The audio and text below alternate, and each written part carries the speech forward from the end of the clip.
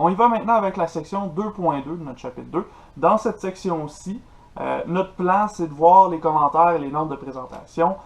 Mais moi, je vous avertis tout de suite, les commentaires, on va sauter par-dessus ça. C'est quelque chose qui ne vous intéressera pas dans ce cours-ci. Nous, on va plutôt aller vers les notes de présentation. Ce sera suffisant pour ce qui nous attend pour la suite. Donc, dans cette section-ci, on a pour but de présenter un tableau ou un graphique. Là, ce qu'on va dire ici, ça s'appliquera aussi au graphique.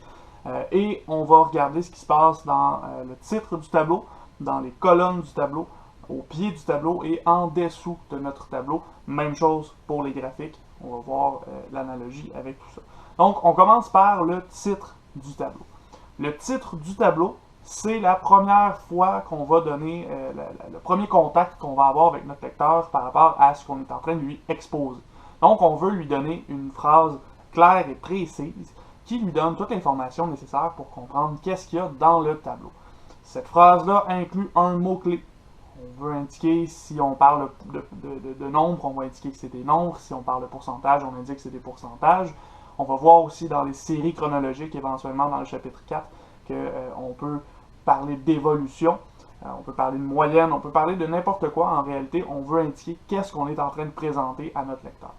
Ensuite de ça, on doit le mettre en contexte. Donc, on lui indique quelle est la population qui est visée, quelle est la variable qui est étudiée, et si on a les informations, on les indique pour le lieu de l'étude et le moment de l'étude. Vous voyez qu'il y a une étoile au lieu et au moment. Ça, c'est si on les a. Si on n'a pas le lieu ou le moment, c'est pas grave, on n'a pas besoin de les indiquer.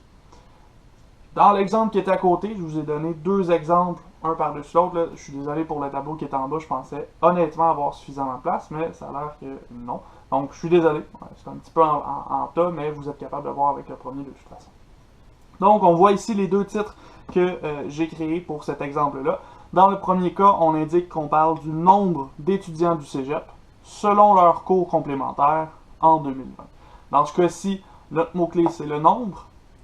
Notre population, c'est les étudiants du cégep. Et là, ici, j'ai été très vague. Hein? Ça pourrait être les étudiants du cégep de Drummondville, de Saint-Hyacinthe, de Saint-Jean-sur-Richelieu, de Granby, de n'importe où. C'est juste parce que je voulais être plus lousse dans mon exemple. Et à la suite, on indique qu'on va organiser notre tableau selon leur cours complémentaire. Dans ce cas-ci, cours complémentaire, ce sera la variable qu'on est en train d'étudier. Et on termine ça avec 2020 parce que on est en 2020, hein, donc c'est pour ça que j'ai inscrit qu'on était en 2020 dans notre tableau aussi. Maintenant, on a construit un titre, on se prépare à construire un tableau. Ce tableau-là va être structuré par des colonnes et des lignes. On veut voir qu'est-ce qui se passe particulièrement dans nos colonnes. On va voir plus en détail qu'est-ce qui se passe dans les lignes un peu plus tard, lorsqu'on va présenter nos variables. Donc, on commence par les colonnes. Qu'est-ce qui se passe dans ces colonnes-là? Premièrement, la première colonne, en statistique, elle est obligatoirement dédiée à la variable étudiée. Donc, le titre de votre première colonne, c'est toujours la variable que vous êtes en train d'étudier. Les autres colonnes, on va les utiliser pour indiquer les statistiques qu'on est en train de calculer, les statistiques qu'on est en train d'utiliser dans notre étude. Si on revenait à notre exemple de tantôt, le cours complémentaire, c'est la variable étudiée. Donc, ma première colonne est titrée avec cours complémentaire. Ensuite de ça, on va voir plus tard que ce qui est en dessous, ce sont les modalités du cours complémentaire, donc les trois choix de réponse qu'on avait donnés à nos étudiants. Et on voit que notre deuxième colonne, nombre d'étudiants, ça représente la statistique, la fréquence absolue dans ce cas-ci qu'on est en train d'utiliser sur les étudiants pour voir comment est-ce qu'on peut traiter la situation. Donc dans ce cas-ci, par exemple, cours complémentaire, on a espagnol, anthropologie ou autre. Et les étudiants qui sont associés au cours d'espagnol, il y en a 13. Pour anthropologie, il y en a 26. Et pour les autres cours, il y en a 11. Dans ce cas-ci, on a un total de 50 étudiants qui ont été sondés pour cette étude-ci. Et on va voir qu'avec ces informations-là, on peut aller construire le tableau du pourcentage. Pour l'instant, on va revenir sur quelque chose que j'ai mentionné, le total qui est ici. Est-ce que c'est important qu'il soit là dans un tableau? Oui, surtout un tableau de fréquence simple, un fréquence croisée, on va l'avoir aussi, on va même en avoir deux dans ce cas-ci, mais ici c'est super important, au pied du tableau, on indique toujours le total. Pourquoi est-ce qu'on indique le total en bas du tableau? Tout simplement pour faciliter la lecture de notre lecteur. Si on a déjà la taille de l'échantillon directement en bas de notre tableau, on a une meilleure idée de la statistique qu'on est en train d'étudier.